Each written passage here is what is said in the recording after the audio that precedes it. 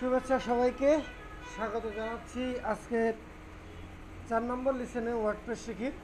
আপনাদের সাথে আছি আপনাদের হোস্ট আমি বুলবুল। তো কথা ছিল আপনাদেরকে ভিডিও দেব, আপলোড করব ইউটিউব চ্যানেলে রাত 8টার সময়। তো এখন অলরেডি 8:36 বেজে গেছে।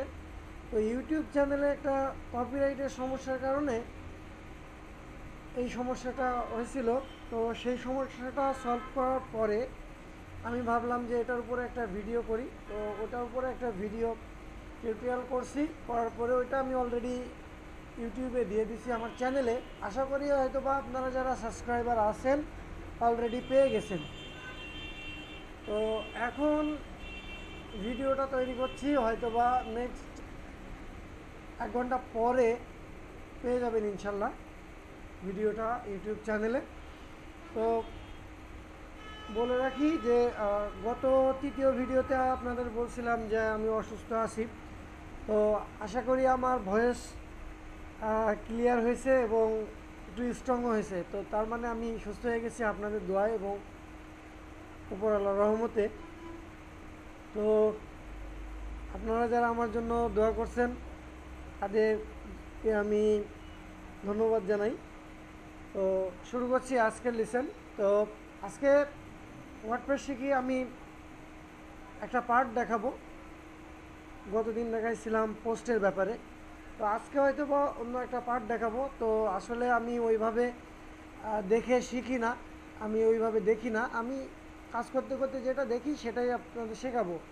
তো পোস্টের পরে কি আছে আমি ওটা এখন দেখিনি, তো আমি দেখবো, দেখার পরে আপনাদেরকে জানাবো। তো তার আগে যে বিষয়টা বলবো যে সেটা হচ্ছে যে ইম্পর্ট্যান্ট একটা বিষয়।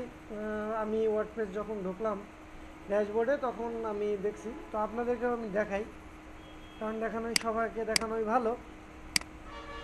তো যখন এখানে আসছি তখন আমি ড্যাশবোর্ডে আসছি, আসার পরে এখানে একটা আপডেট দেখছি। তো আপনি যদি এটা অফলাইনে করেন তাহলে হয়তো বা আপডেট পাবেন না, আর যদি অনলাইনে করেন, যেহেতু আমি আমার টাস্ক বারে দেখতে পাচ্ছেন যে প্রায় 4 GB 4.5 GB স্পিডের ইন্টারনেট এখানে আছে, একটা ডাউনলোড চলতেছে এবং কাজ করার পর চলতেছে এর ভিতরে। তো এই কারণে আর কি এখানে স্পিডটা আছে। তো এখন আপনি অনলাইনে আছেন, যদি আপনি আপনার লোকাল সার্ভারটা আপনি যদি অনলাইনের সাথে অ্যাডজাস্ট করে রাখেন তাহলে আপনি অনলাইন থেকে আপডেট করতে পারবেন প্লাগইনসটা। এখানে আপডেট মানে মূলত আসছে প্লাগইনসের উপরে। আর যদি মনে করেন যে না আমি অনলাইনে নাই, তাহলে এই ধরনের আপডেট আসলে আপনাকে যেটা করতে হবে wordpress.org-তে যেতে হবে। wordpress.org-তে যেতে হবে, সেখানে এটা লোডিং হলে wordpress.org,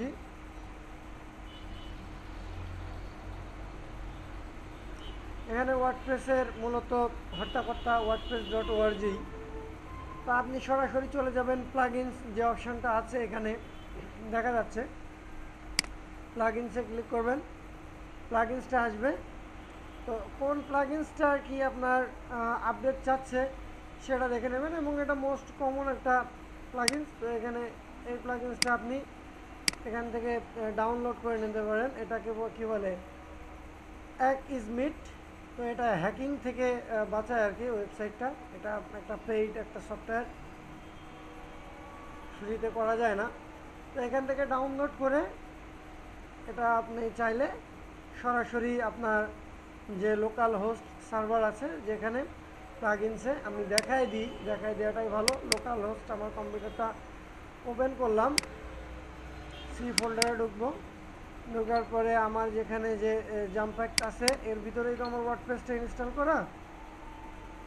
তো এখানে আমি একটু ডক্সের ভিতরে যাব, এরপরে আমার এখানে ওয়ার্ডপ্রেস আছে, ওয়ার্ডপ্রেসের ভিতরে ঢুকে এখানে ডাব্লুপি কন্টেন্ট যে অপশন ইয়েটা আছে আর কি, ডাব্লুপি কন্টেন্ট ফোল্ডার, এই ফোল্ডারের ভিতরে প্লাগইনস নামে যে ফোল্ডারটা আছে এর ভিতরে এই যেটা এখানে আছে এটাকে ডিলিট করে দিয়ে ওই এটা যে ডাউনলোড করে নিছি এখান থেকে, ওটা এর ভিতরে দিলে জিপ ফাইল থাকবে, এটা আনজিপ করে ওখানে পেস্ট করে দিলেই এই সমস্যাটা আর থাকবে না, এই আপডেট লেখাটা আর আসবে না। তো আমি যেহেতু এখন অনলাইনে আসি, তো আমি এটাকে এখান থেকে আপডেট করে নিচ্ছি।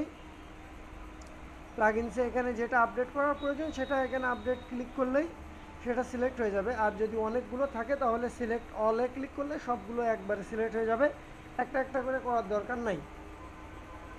তা আমি এখানে আপডেট প্লাগইনসে ক্লিক করলাম।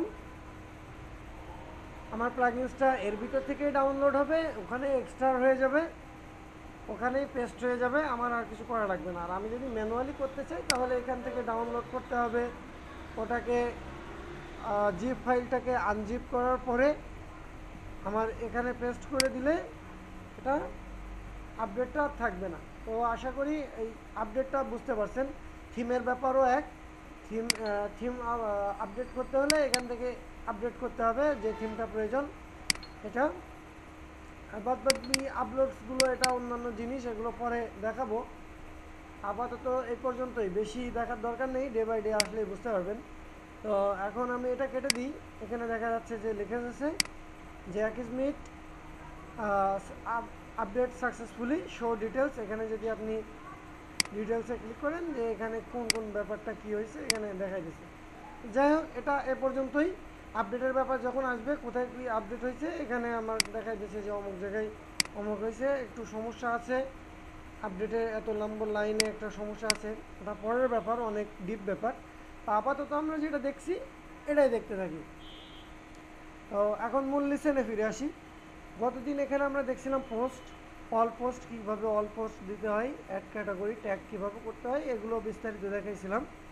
আর যদি না দেখায় থেকে আস্তে আস্তে এগুলো দেখা যাবে। অ্যাড নিউ পোস্ট ক্যাটাগরি কীভাবে করতে হয়, আমি অবশ্যই ক্যাটাগরি কীভাবে করতে হয় দেখাইছিলাম, ট্যাগ হয়তো বা দেখাই নাই, তো এগুলো আস্তে আস্তে দেখাবো। এখন যেটা এর পরবর্তী অপশানটা রয়েছে সেটা হচ্ছে মিডিয়া। তো মিডিয়াতে আমি যখন নিয়ে আসলাম, এর উপরে নিয়ে আসার সাথে সাথে আমার এই পাশে একটা চলে আসছে, সেখানে লেখা আছে দুইটা অপশান, লাইব্রেরি আর অ্যাড নিউ। আমি লাইব্রেরিতে ক্লিক করব। লাইব্রেরি বলতে এখানে আমি যতগুলো ছবি আপলোড করছি এখানে সবগুলোই আছে। লাইব্রেরি সম্পর্কে আজ বিস্তারিত আলোচনা করব।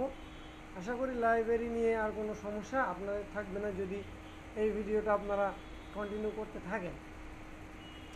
তো লাইব্রেরিতে যেটা আছে, লাইব্রেরির বর্তমান অবস্থা এরকম। তো এটা আমাদের লাইব্রেরির ইমেজগুলো এই অবস্থাতে আছে, এই ক্যাটাগরিতে আছে, এইভাবে সবগুলো এখানে দেখতে পাচ্ছি।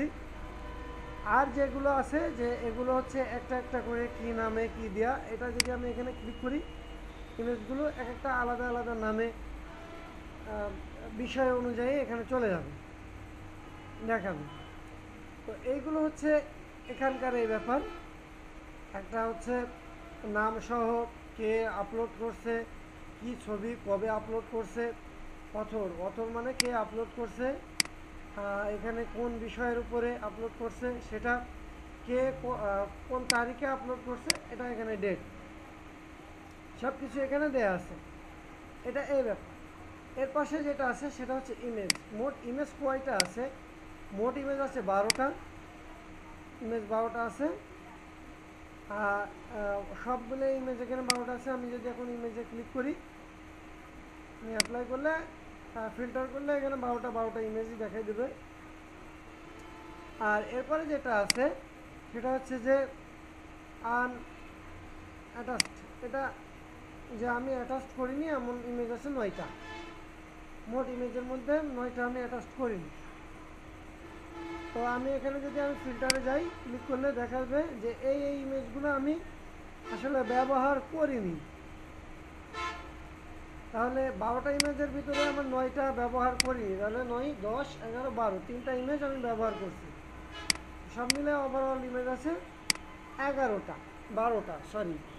এরপরে যেটা আছে অপশানটা সেটা হচ্ছে যে অল ডাটা।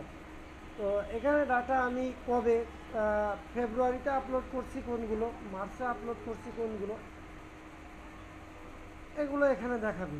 তো আমি যদি এখন অল ডাটা রয়েছে, তো এখানে অল ডাটা যেগুলো আছে সবগুলো ইমেজ আমার এখানে দেখাচ্ছে। এরপর যেটা আছে আমি মান্থ ওয়ারি আমি এখানে আপলোড করতে পারি। তো অনেক সময় দেখা যায় অনেক ইমেজ আপলোড করার পরে তো কোন মাসে কোনটা করছি খুঁজে পেতে অনেক সমস্যা হয়। যেরকম বিভিন্ন বড় বড় ব্লগে, যেরকম আমি জিনিসেস ব্লগে যখন লিখি, আমার ইমেজগুলো প্রয়োজন পড়ে পুরনো ইমেজগুলো কোনো কাজে ব্যবহার করার জন্য নতুন আর্টিকেলে, তো এগুলো খুঁজে পেতে খুব কষ্ট হয়। তো আমি যখন ডেটগুলো দেখে নেব, মান্থগুলো দেখে নেবো, তখন আমার জন্য সুবিধা হবে। তো আমি ফেব্রুয়ারিতে যেগুলো আপলোড করছি, আমি যদি ফেব্রুয়ারি সিলেক্ট করি, এখানে ফিল্টারে ক্লিক করি, তো আমি ফেব্রুয়ারিতে দেখতে পারবো এই 3টা ছবি আমি আপলোড করছি। এরপরে মার্চে কোনগুলো আপলোড করছি, এখানে ক্লিক করলেই মার্চে আপলোডগুলো আমার এখানে চলে আসবে। এই হচ্ছে মূল ব্যাপার। আর এখানকার আর যেটা দেখা যাচ্ছে যে আমি যদি কোনো ইমেজ নাম দিয়ে আপলোড করি, তাহলে সেটাও সম্ভব। নাম দিয়ে আপলোড করে সেটা সার্চ দেওয়া সম্ভব। তা আমি আসলে এটা দেখাবো আপনাদের নাম দিয়ে আপলোড করলে কিভাবে হয়। আমি গুগল ইমেজে চলে যাব সরাসরি। গুগল ইমেজে যাওয়ার পরে আমি সার্চ দেব বাংলাদেশ ক্রিকেট দল।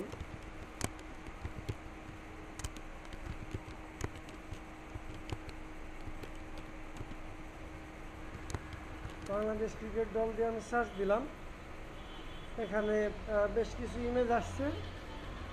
তো আমি এখান থেকে একটা আমি 2015 সালের বিশ্বকাপ টিমটাই নেব, 2015। তো আমি এটা নিই, এটা আমার কাছে ভালো লাগছে, তার কারণে এই ছবিটা আমি নেব। এই ছবিটা নেব। ছবিটা তো খুব বেশি ভালো দেখাচ্ছে না, ছোট দেখাচ্ছে। এই ছবিটা নিয়ে যাই। ছবি, আচ্ছা ঠিক আছে।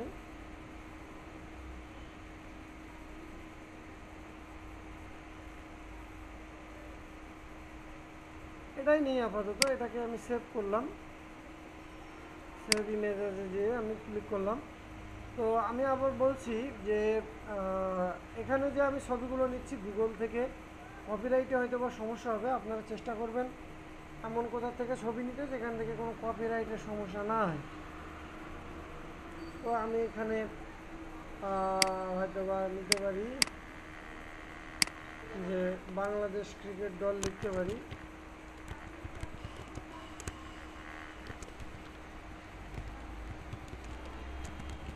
বাংলাদেশ ক্রিকেট টিম বলে আমি এটাকে সেভ দিলাম। এটা আমার ডাউনলোড হয়ে গেল। তো আমি এখন এটাকে আপলোড যদি এখানে করি, তো এখানে আপলোড করার সিস্টেম হচ্ছে অ্যাড নিউতে ক্লিক করলে আপলোড হবে। হয়তো বা মিডিয়াতে এ সম্পর্কে আমি আগেও দেখাইছিলাম।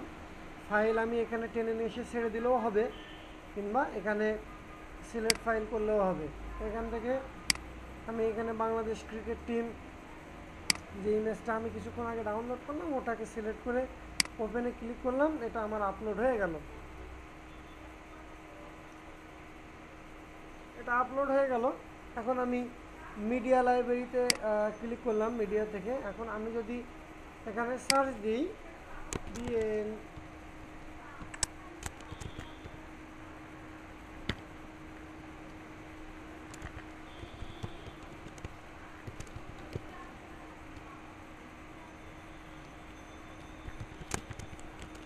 বাংলাদেশ ক্রিকেট টিম লিখে আমি যদি এখন ইন্টারে চাপ দিই, তো আমি বাংলাদেশ ক্রিকেট টিম নামে যেগুলো আমি সেভ করছি, যেটা আপলোড করছি, সেটাই আমার এখানে শো করবে। তার মানে এখানে বোঝা গেল যে আমি কি করছি।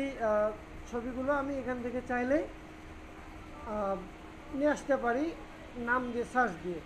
তো মূল এখন 13টা আছে, আমি অল ইমেজে যাবো, আবার এখানে ফিল্টার করে নিয়ে আসবো।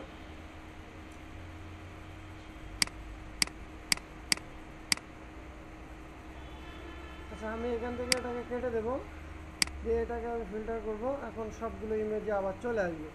তো একটা বিষয় দেখা যাচ্ছে যে আমি এখানে যে আপলোডেড টু, এখানে আমি আপলোড করছি আনঅ্যাটাচড, আমি কোনোটার সাথে অ্যাটাচড করিনি। তো এখানে অ্যাটাচড মানে বোঝাতে চাইছি, আমি যদি সাইটটা ভিজিট করি, আমার সাইটটা যদি আমি দেখি, তাহলে দেখা যাবে যে আমি যে বাংলাদেশের যে ছবিটা আপলোড করলাম এই ছবিটা আমার কোনো জায়গায় আমি দেইনি, কোনো পোস্টের সাথে আমি অ্যাড করিনি। এই কারণেই এই ছবিটা এখানে দেখাচ্ছে যে আনঅ্যাটাচড, কোনো কিছুর সাথে অ্যাটাচ করা না।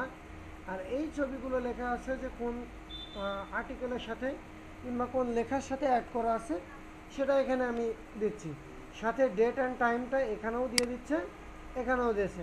তো এই হচ্ছে মূলত মিডিয়ার একটা ব্যাপার। মিডিয়ার আরও অনেকগুলো ব্যাপার আছে যেগুলো আমি একটার পর একটা দেখাবো।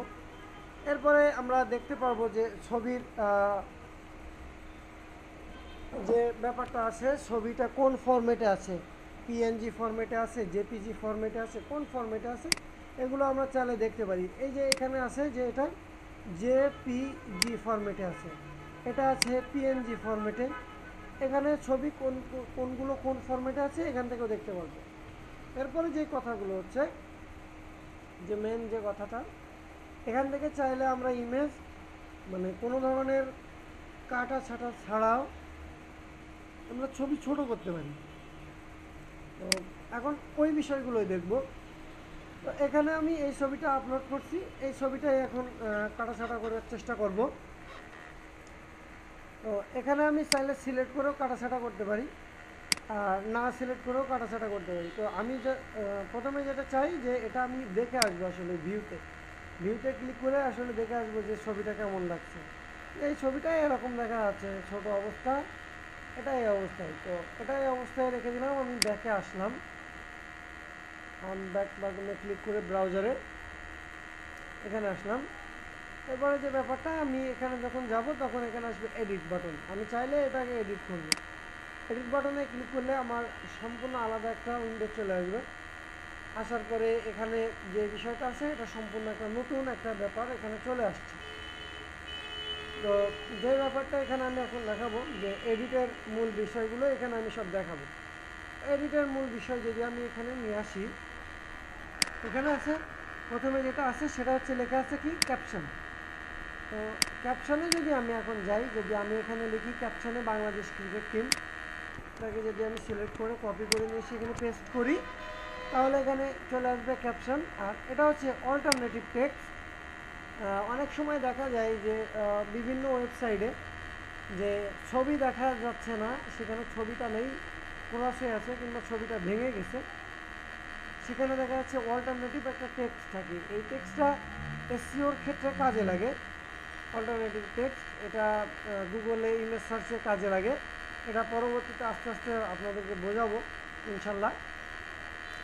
অল্টারনেটিভ টেক্সট আমরা এটাও দিয়ে দিতে পারি বাংলাদেশ ক্রিকেট টিম, কারণ যখন কেউ সার্চ দেবে বাংলাদেশ ক্রিকেট টিম দিয়ে এই ছবিটা ইমেজ গুগলে ইমেজ সার্চে এখানে চলে আসবে বাংলাদেশ ক্রিকেট টিম দিয়ে। এটা সার্চের ক্ষেত্রে কাজে লাগে। ছবি না থাকলেও আমি যদি ছবিটা ডিলিট করেও দিই ওয়েবসাইট থেকে, তারপরেও যদি এটা থাকে তো এখানে ছবির পরিবর্তে অল্টারনেটিভ টেক্সট হিসেবে এখানে লেখাটা থাকবে যে বাংলাদেশ ক্রিকেট টিম। এরপরে যেটা আছে সেটা হচ্ছে ডিসক্রিপশন, বর্ণনা। ছবি সম্পর্কে আপনি সুন্দর করে একটা বর্ণনা দিতে পারেন, যেটা ছবির উপরে নিয়ে গেলে যেতে পারে। আচ্ছা, আমি একটা বর্ণনা লিখি।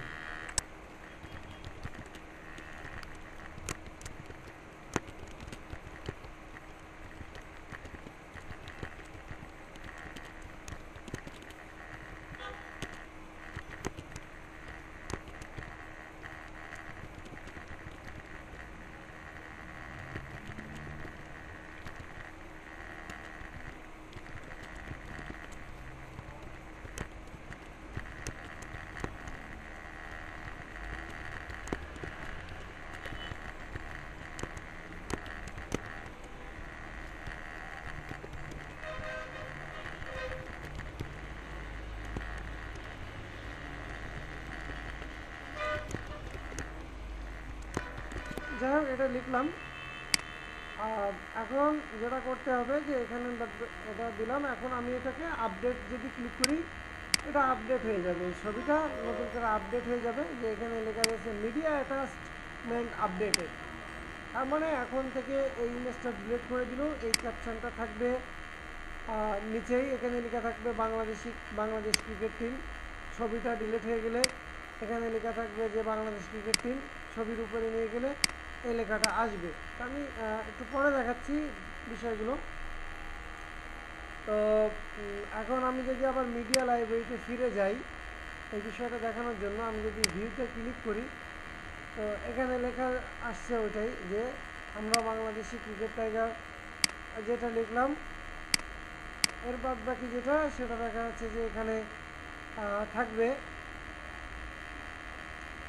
যে বাদ বাকি বিষয়গুলো, যে এখানে ছবি ডিলিট করে দিলে এখানে লেখা থাকবে বাংলাদেশি ক্রিকেট টাইগার, এখানে বাংলাদেশি ক্রিকেট টাইগারদের যে বিষয়টা এটা থাকবে। তো ডিসক্রিপশানে নিচে এই বর্ণনাগুলো লেখা থাকবে। এ হচ্ছে মূল বিষয়টা হচ্ছে এখানেই।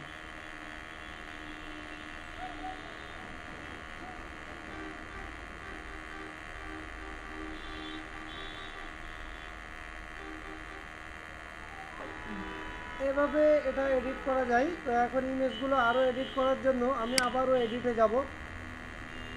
এখন যেটা আছে যে এডিটের ক্ষেত্রে আমি এখন যেটা আমি ইমেজটা এডিট করবো। এতক্ষণ ইমেজ সম্পর্কে ক্যাপশন দিলাম, অল্টারনেটিভ টেক্সট দিলাম, ডিসক্রিপশন দিলাম। এখন ইমেজটাকে আমি নতুন করে এখানে দেব। আমি এডিট করার জন্য আমি এডিট ইমেজে ক্লিক করলাম। এখন এডিট ইমেজে ক্লিক করার সাথে সাথে আমার বিভিন্ন ধরনের অপশন চলে আসছে। তো এখন যেটা দেখা যাচ্ছে যে এই পাশে বিভিন্ন অপশান আছে ডাইনে বাঁয়ে ঘোরানোর জন্য। আমি যদি রোটেটে ক্লিক করি ইমেজটা এক পাশে ঘুরে যাবে। এখন ক্লিক করলে এটা এদিকে যাবে, এটা এভাবে আসবে, এক লাস্ট এভাবে আসবে। এখানে বিভিন্ন অপশান আছে, তো আমি ওখানে যাব না। ইমেজটা যদি আমি স্পেসিফিকভাবে সরাইতে চাই, রোটেশন করাতে চাই, কিংবা নতুন কোনো করতে চাই যে আমি এটার উইডথটা বাড়িয়ে দেব, তো এখানে আছে আমার 300 আছে।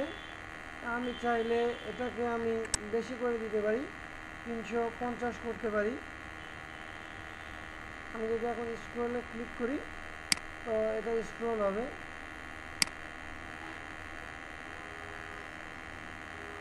আচ্ছা, এখানে একটা কথা আছে যে মূল ইমেজটাই হচ্ছে 300। তো আমি এটাকে বড় করতে পারবো না, ছোট করতে পারবো। আমি উইডথটাকে ছোট করে দিতে পারি, 250-তে নিয়ে আসতে পারি। কোনো রকম ফটোশপ ব্যবহার করার আমার এখানে দরকার নেই। আর আরেকটা বিষয় আমি এখানে খেয়াল করতে হবে, আমি যখন এখানে 300 ছিল তখন এই পাশে হাইটটা ছিল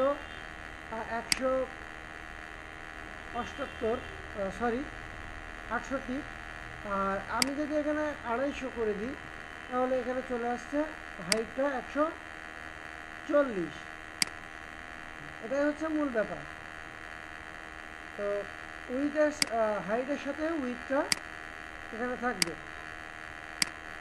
তো আমি এখন যদি এটা স্ক্রল করি তাহলে এটা ছোট হয়ে যাবে। আমি এখন স্ক্রল করলাম, ইমেজটা এখন আমার কত চলে আসলো যে 250/140। এখান থেকে আমি ইমেজ চাইলে ছোট বড় করে নিতে পারি। এখন আমি যদি এটাকে চাই স্ক্রল করতে, এখন আমি যদি এটাকে ক্যান্সেল করি তাহলে ক্যান্সেল হয়ে যাবে। তো এইভাবে আর কি ইমেজ ছোট বড় করা যায়। আস্তে আস্তে যখন ইমেজের কাজগুলো আস্তে আস্তে আসবে ওয়েবসাইট তৈরি করার ক্ষেত্রে, তখন এগুলো আমার মনে হয় যে আপনারা বুঝতে পারবেন। আরেকটা জিনিস এখানে দেখাই যে এই পাশে ইমেজের ইউআরএলটা আছে। এটা যদি আমার অনলাইনে একটা ওয়েবসাইট হয়, তাহলে আমি অনলাইনে থাকে যদি আমার ওয়েবসাইটটা, তাহলে আমি যদি চাই এটাকে আমি কপি করে নিয়ে আমি অন্য কোথাও ব্যবহার করতে পারবো।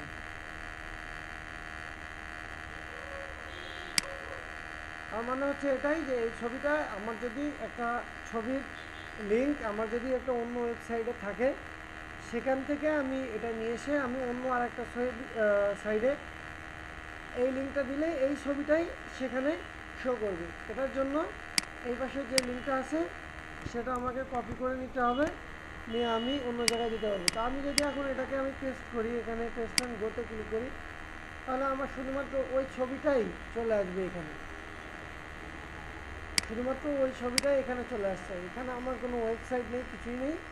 এখানে অটোমেটিকলি এই ছবিটা চলে আসছে। তো হয়তো বা কারো লোগো একটা ওয়েবসাইটে দরকার, আমি চাইলে আমার লোগোটা এখানে আমি অ্যাড করতে পারি নিচের দিকে, বিভিন্ন ব্যাপার। তো একটা ওয়েবসাইটের লিঙ্ক আর একটা ওয়েবসাইটে একটা ছবি, ওয়েবসাইটের ছবি আর একটা ওয়েবসাইটে আপলোড না করেও যদি আমি লিঙ্ক কপি করে নিয়ে যে দেই, তাহলে সেটা ওই ওয়েবসাইটে ওই ছবিটা শো হবে এর সাথে।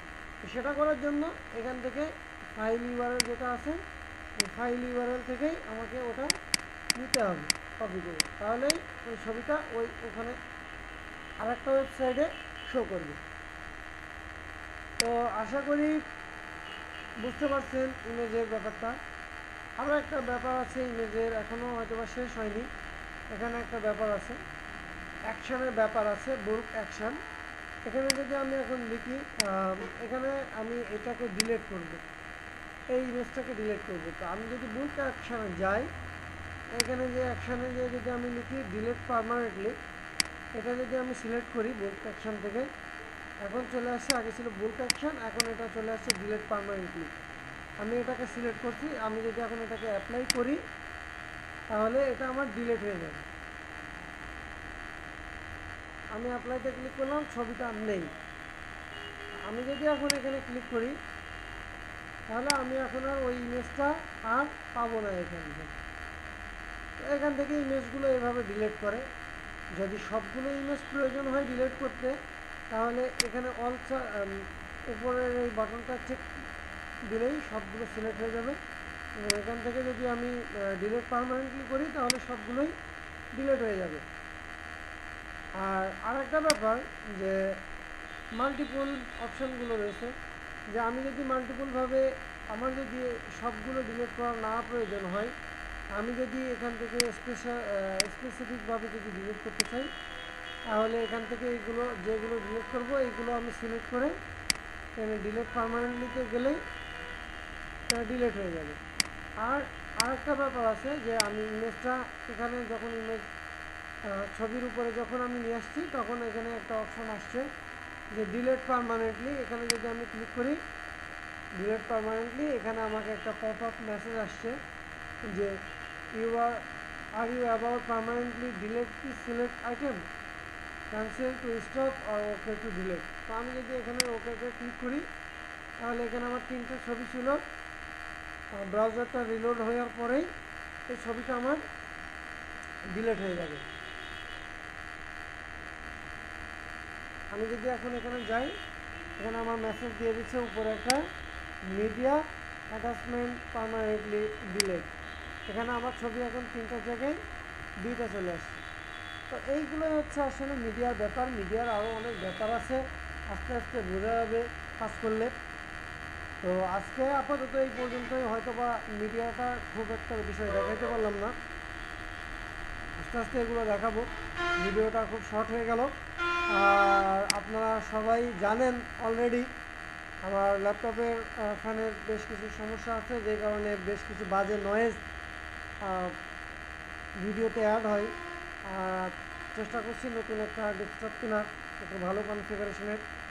আর আরও একটা বড় ব্যাপার যে আমি হাইওয়ের পাশে থাকি, এখানে 24 ঘন্টা নন স্টপ বিভিন্ন ধরনের যানবাহন যায়, বিভিন্ন ধরনের সাউন্ড হয়তো বা যায়। তো আমি মনে করি যে আপনারা যদি আপনাদের শেখাটার উপরে যদি ফোকাস করেন, তাহলে এই সাউন্ডগুলো খুব বেশি একটা খারাপ হবে না আর কি, মনে হবে না।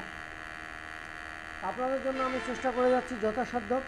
আপনারা একটু ভালো ফিডব্যাক দেওয়ার চেষ্টা করবেন, যেটা আমাকে উদ্বুদ্ধ করবে আপনাদের জন্য আরও ভিডিও তৈরি করার।